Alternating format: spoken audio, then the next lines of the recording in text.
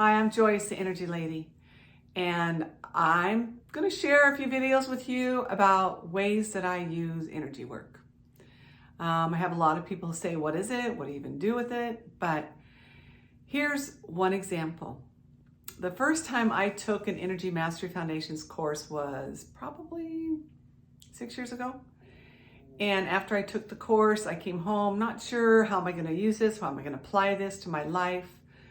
And that very next day, all my kids were here in town visiting, and I was distracted, needless to say, a lot of grandkids running around.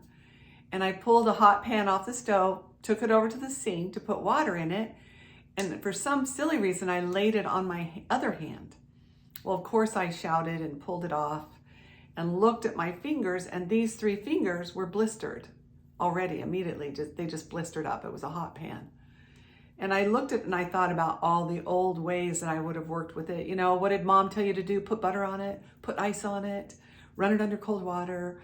You know, so I did run it under cold water, but then I remembered I'd just taken this energy mastery class that you could use to clean off the energy of an injury. And if you get it right away, it heals much faster. So I started doing exactly what I just learned. I started cleaning the energy off of that burn on my fingers.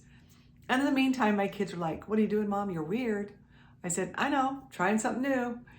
And later that night, I did a little bit more cleansing on my fingers. And I'm not even kidding. The next morning when I woke up, I didn't even have blisters. It wasn't even red. I caught it. I caught it before it could like really set into the body.